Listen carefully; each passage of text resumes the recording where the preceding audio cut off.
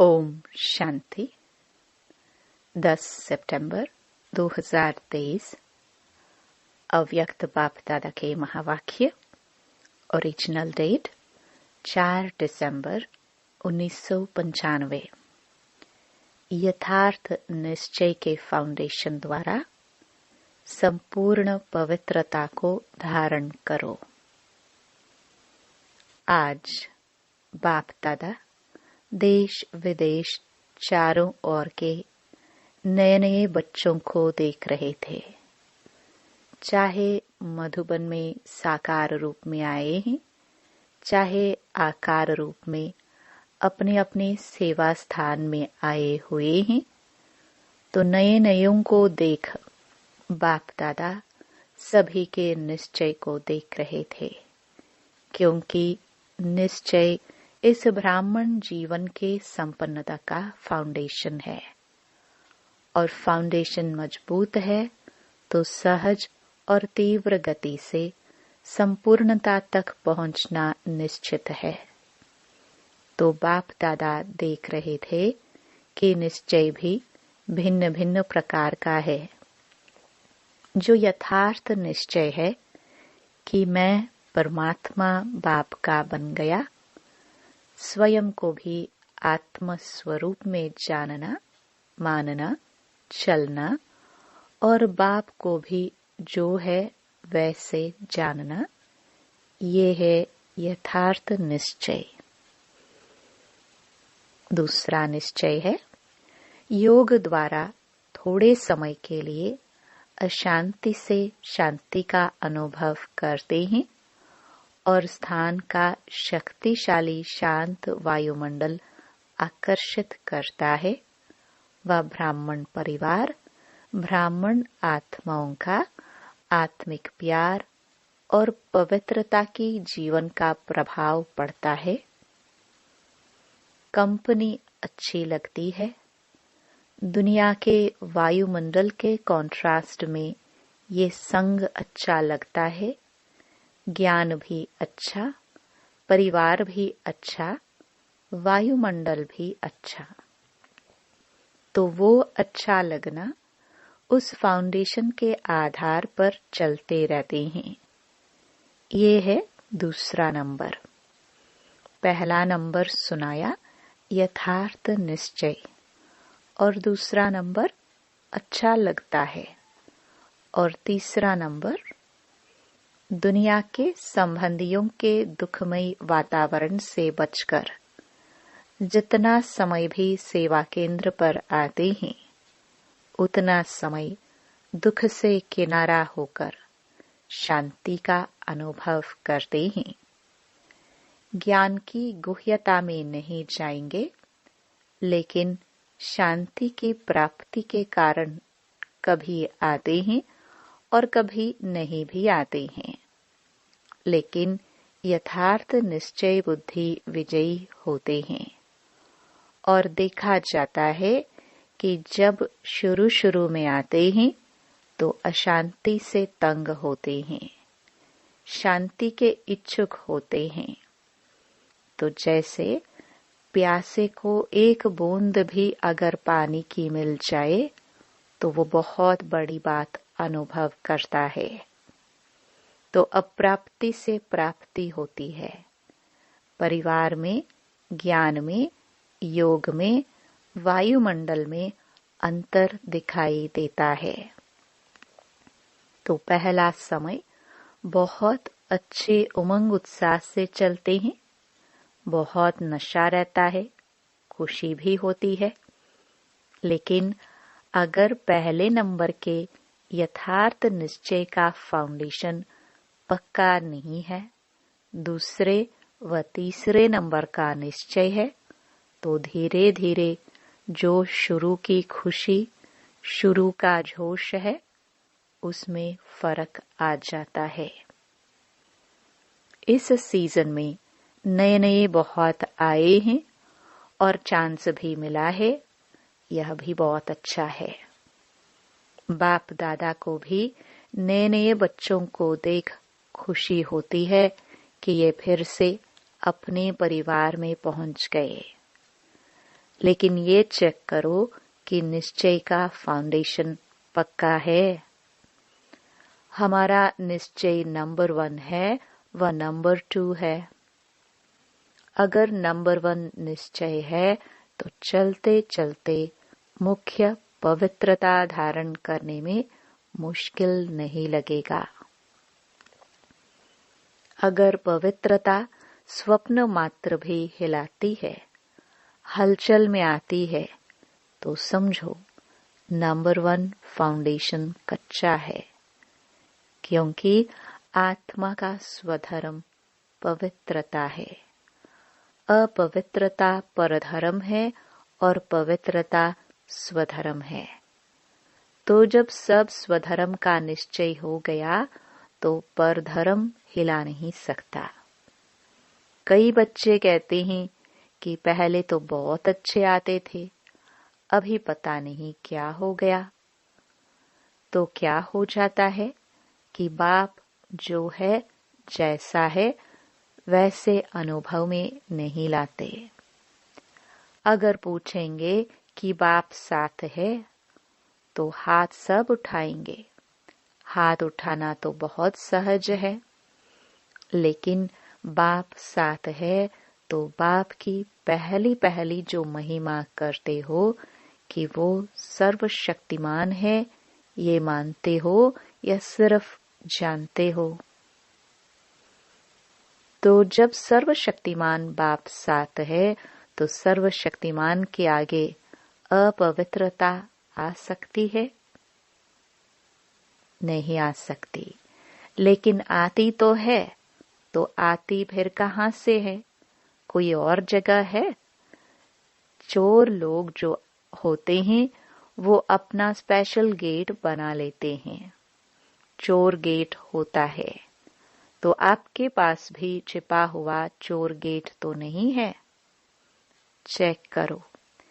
नहीं तो माया आई कहाँ से? ऊपर से आ गई? अगर ऊपर से भी आ गई तो ऊपर ही खत्म हो जानी चाहिए।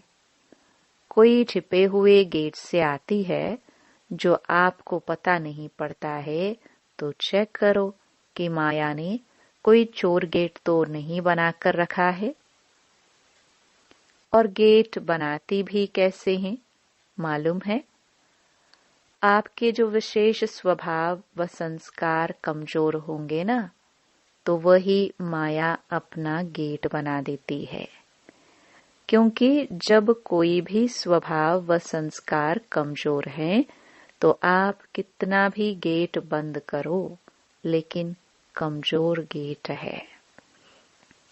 तो माया तो जानी जाननहार है, उसको पता पड़ जाता है कि ये गेट कमजोर है। इससे रास्ता मिल सकता है तो मिलता भी है।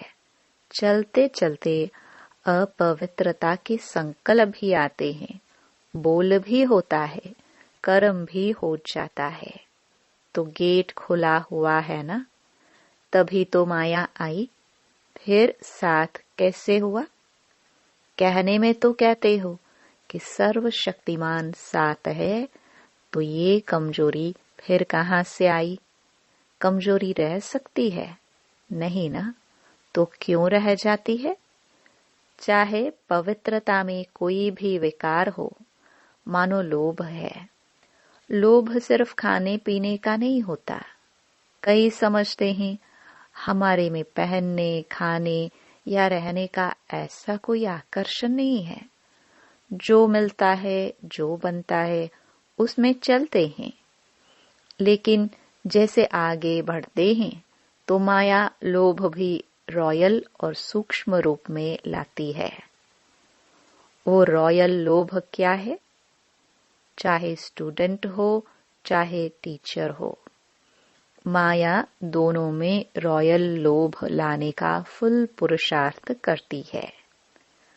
मानो स्टूडेंट है, बहुत अच्छा निश्चय बुद्धि, सेवाधारी है, सब में अच्छा है, लेकिन जब आगे बढ़ते हैं तो ये रॉयल लोभ आता है कि मैं इतना कुछ करता हूँ, सब रूप, सब तरह से मददगार हूँ, तन से, मन से, धन से, और जिस समय चाहिए उस समय सेवा में हाजिर हो जाता हूँ।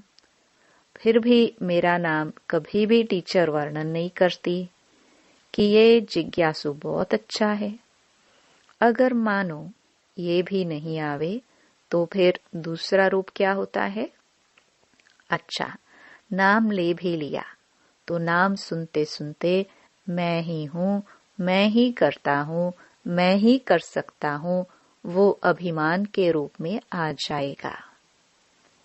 या बहुत काम करके आए और किसी ने आपको पूछा भी नहीं, एक गिलास पानी भी नहीं पिलाया, देखा ही नहीं, अपने आराम में या अपने काम में बिजी रहे, तो ये भी आता है कि करो भी और पूछे भी कोई नहीं। तो करना ही क्या है? करना या ना करना एक ही बात है। पूछने वाला तो कोई है नहीं। इससे आराम से घर में बैठो, जब होगा तब सेवा करेंगे। तो ये भिन्न भिन्न प्रकार का विकारों का रॉयल रूप आता है। और एक भी विकार आ गया ना, मानो लोभ नहीं आया लेकिन अभिमान आ गया, या अपने मानने तक का हमारी मान्यता हो, उसका भान आ गया, तो जहाँ विकार होता है वहाँ उनके चार साथी छिपे हुए रूप में होते हैं। और एक को आपने चांस दे दिया तो वो छिपे हुए जो है वो भी समय प्रमाण अपना चांस लेते रहते हैं। फिर कहते हैं कि पहले जैसा नशा अभी नहीं है, पहले बहुत अच्छा था, पहले अवस्था बड़ी अच्छी थी, अभी पता नहीं क्या हो गया है। माया चोर गेट से आ गई, ये है पता, ये नहीं कहो पता नहीं। और टीचर को भी आता है। टीचर को क्या चाहिए? सेंटर अच्छा हो, कपड़े भले कैसे भी हो, लेकिन सेंटर थोड़ा रहने लायक तो अच्छा हो। और जो साथी हो वो अच्छा हो, स्टूडेंट अच्छे हो, बाबा की भंडारी अच्छी हो। अगर अच्छा स्टूडेंट चेंज हो जाए तो दिल थोड़ा धड़कती है। फिर समझते हैं कि क्या करे, ये मददगार था ना, अभी वो चला गया। मददगार जिज्ञासु था, वह बाप है। तो उस समय कौन दिखाई देता है, जिज्ञासु या बाप? तो ये रॉयल माया फाउंडेशन को हिलाने की कोशिश करती है। अगर आपको निश्चय है सर्वशक्तिमान साथ है, तो बाप किसी न किसी को निमित्त बना ही देता है। कई फिर सोचते हैं हमें कम से कम एक बार आबू की कॉन्फ्रेंस में या किसी बड़ी कॉन्फ्रेंस में चांस मिलना चाहिए। चलो और नहीं, योग शिविर तो करा ले, ये भी तो चांस होना चाहिए ना। चलो भाषण नहीं करे, स्टेज पर तो आवे। आखिर विनाश हो जाएगा, क्या विनाश तक भी हमारा नंबर नहीं आएगा? नंबर तो आना चाहिए ना। लेकिन पहले भी बाप दादा ने सुनाया कि अगर योग्य है, चांस मिलता है तो खुशी से करो, लेकिन ये संकल्प करना कि हमें चांस मिलना चाहिए, ये भी मांगना है। चाहिए चाहिए, ये है रॉयल मांगना। ये होना चाहिए, ये हमें पहचानते नहीं है। दादी दीदिया भी सभी को पहचानती नहीं है। जो आगे आते हैं उसको आगे कर लेते हैं। तो ये संकल्प आना, यह भी एक सूक्ष्म मांगना है। लेकिन बाप दादा ने सुना दिया है कि मानो आप स्टेज पर आ गए या आपकी कोई भी विशेषता के कारण योग नहीं भी है, अवस्था इतनी अच्छी नहीं है, लेकिन बोल में, कैचिंग पावर में विशेषता है, तो चांस मिल जाता है। क्योंकि किसी की वाणी में मिठास होता है, स्पष्टता होती है और कैचिंग पावर होती है, तो यहाँ के वहाँ के मिसाल वगैरह कैच करके सुनाते हैं, इसलिए उन्हों का नाम भी हो जाता है। कौन चाहिए? फलानी चाहिए। कौन आवे? फलानी आवे। चाहे योग में कच्ची भी हो, तो इस पर नंबर फाइनल नहीं होने हैं। जो फाइनल नंबर मिलेंगे वो ये नहीं होगा कि इसने कितने भाषण किए या इसने कितने स्टूडेंट व सेंटर बनाए हैं, लेकिन योग्य कितनों को बनाया है।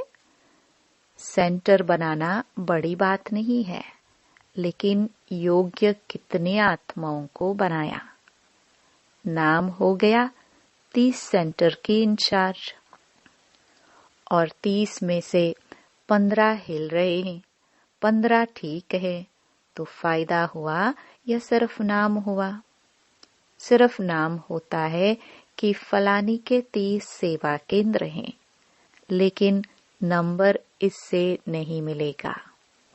फाइनल नंबर जितनों को सुख दिया, जितना स्वयं शक्तिशाली रहे, उसी प्रमाण मिलेंगे।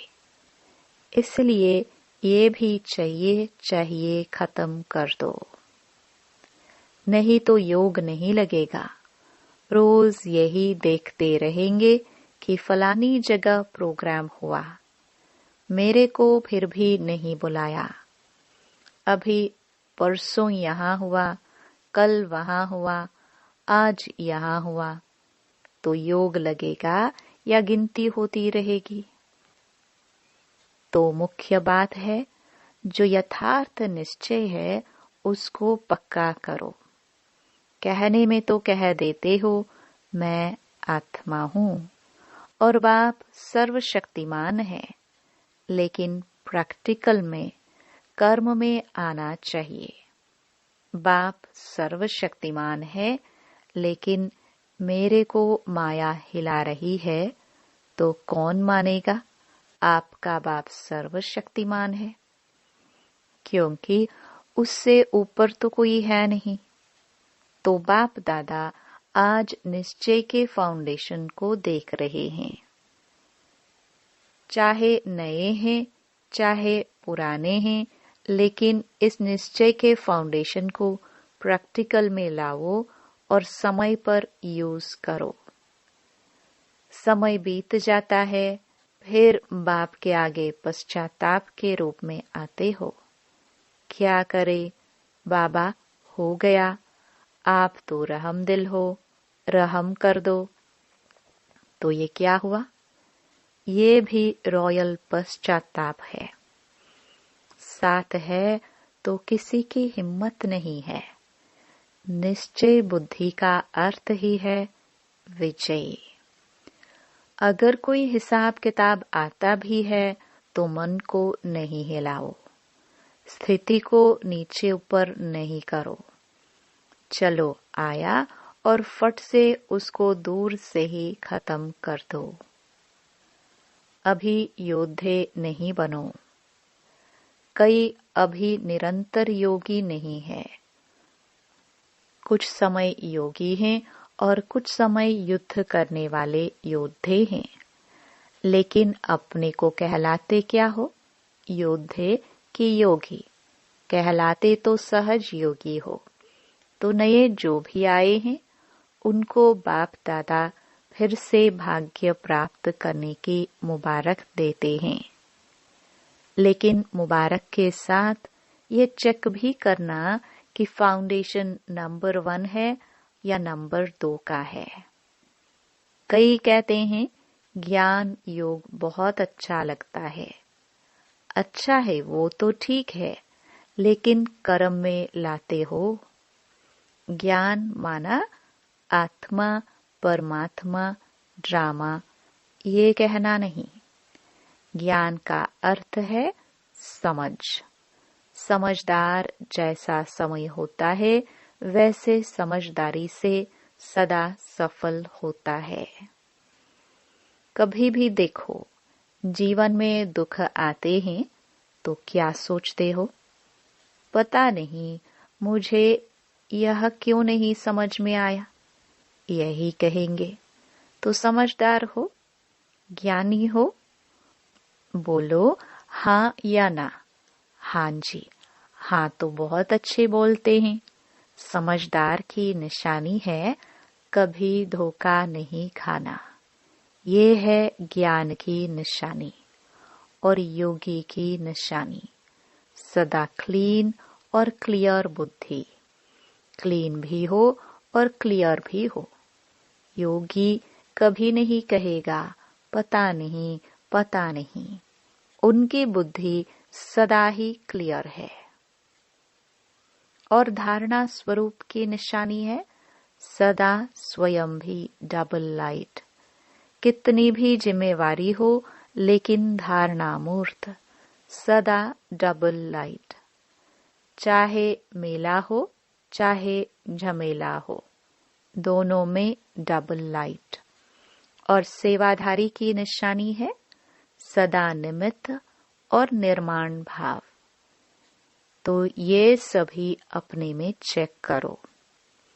कहने में तो सभी कहते हो ना कि चारों ही सब्जेक्ट में गॉडली स्टूडेंट हैं, तो निशानी दिखाई देनी चाहिए।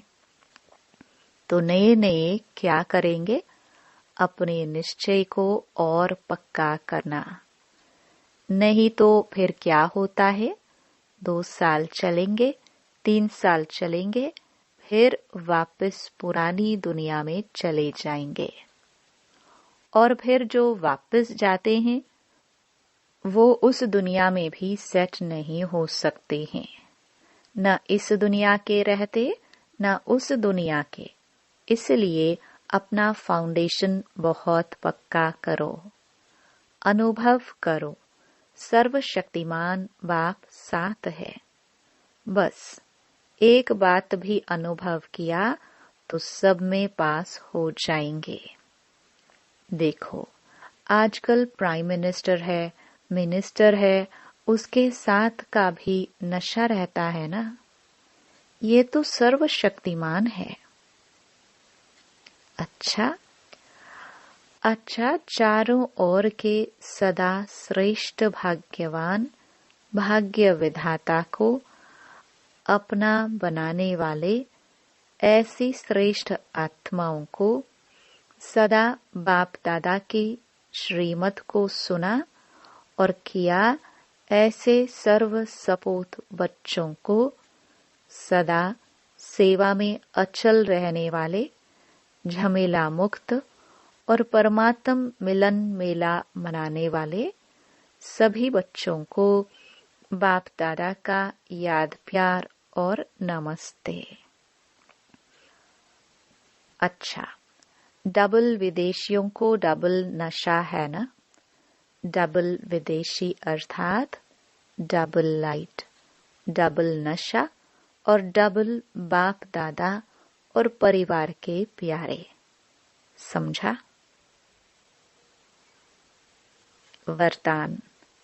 अपनेपन के अधिकार की अनुभूति द्वारा अधीनता को समाप्त करने वाले सर्व अधिकारी भव।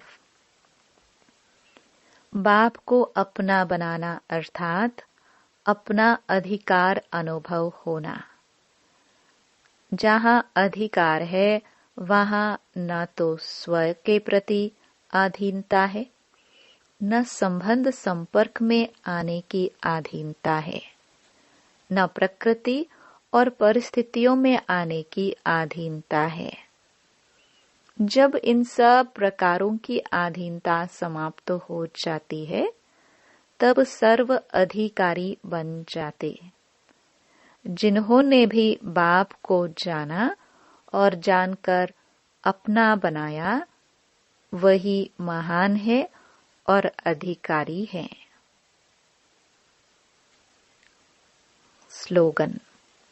अपने संस्कार व गुणों को सर्व के साथ मिलाकर चलना, यही विशेष आत्माओं की विशेषता है। ओम शांति।